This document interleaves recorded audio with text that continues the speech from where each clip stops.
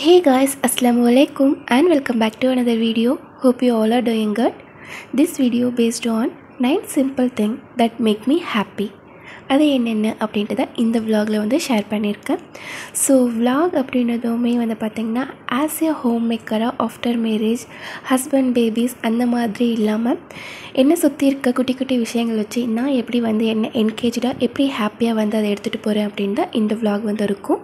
So I hope இந்த video கண்டிப்பாக இன்ட்ரெஸ்டிங்காக இருக்கும். வீடியோவை ஸ்கிப் பண்ணாமல் பாருங்கள். பார்க்குறதுக்கு முன்னாடி நம்ம சேனலை சப்ஸ்கிரைப் பண்ணிக்கோங்க.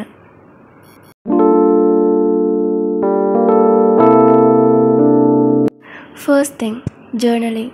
ஆக்சுவலி ஜேர்னலிங் அப்படின்றது வந்து பார்த்திங்கன்னா நமக்கு பிடிச்ச விஷயங்கள், நமக்கு கஷ்டம் தரதாக இருக்கட்டும், ஹாப்பி கொடுக்குறதா இருக்கட்டும், எவ்ரி திங் அதை வந்து உங்கள் கையால் நீங்கள் எழுதும் பொழுது அதில் இருக்க ஹாப்பினஸ்ஸே வேறு.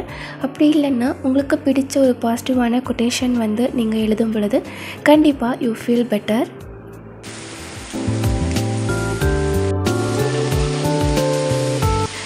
செகண்ட் திங் ரைனி டேஸில் ஆஃப்டர்நூனில் தூங்குறது. ஸோ டெஃபினெட்லி எல்லோருமே அவங்களுடைய லைஃப்பில் ஒன்ஸ் ஆச்சு இதை வந்து எக்ஸ்பீரியன்ஸ் பண்ணியிருப்பீங்க. ரைனி டே அப்போது மதியம் தூங்குறது எவ்வளோ ஒரு சூப்பரான ஹெவன் ஃபீல் கொடுக்கும் அப்படின்னு சொல்லிட்டு. ஸோ பாப்பா தூங்கும்போது நானுமே வந்து பார்த்திங்கன்னா அந்த டைம் எனக்கான டைமாக வந்து ஹாப்பியாக தூங்கி எழுந்திரிச்சேன்னா அது வந்து ஒரு மாதிரி ஃபீலிங் பெட்டராக இருக்கும். தென் டீ. ஸோ டீயில் என்ன ஹாப்பினஸ் அப்படின்ட்டு கேட்கலாம். என்னை சுற்றி இருக்கவங்க என்னுடைய ஃபேமிலி மெம்பர்ஸ்க்கு தெரியும் ஐம் ஏ பக்கா டீ அடிக்ட். அதுவும் இந்த மாதிரி ரைனி சீசனில் டீ போட்டுட்டு என்னுடைய வீட்லேயே ஃபேவரட்டான ஸ்பாட் அப்படின்னு பார்த்திங்கன்னா இதுதான். இந்த ஊஞ்சலில் உட்காந்துட்டு ஜாலியாக டீ குடிச்சிட்டு பாப்பா கூட வந்து விளையாடிட்டு டைம் ஸ்பெண்ட் பண்ணுறது வந்து பார்த்திங்கன்னா அவ்வளோ ஒரு ஹாப்பினஸ்ஸாக இருக்கும்.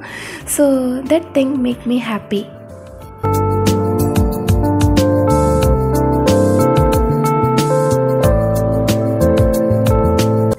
அடுத்தது இந்த ஃப்ளார் லைட்ஸ் வந்து போட்டுட்டு நல்ல ஏதாச்சும் வெப் சீரியஸ், அதுக்கப்புறம் வந்து பார்த்திங்கன்னா யூடியூப் சேனல்ஸ் நம்மளுடைய ஃபேவரட்டானது, அதுக்கப்புறம் ஏதாச்சும் சாங்ஸ் வந்து கேட்டுட்டு நல்ல ஸ்நாக்ஸோட அந்த ஈவினிங் ஸ்பெண்ட் பண்ணுறது that thing make me happy.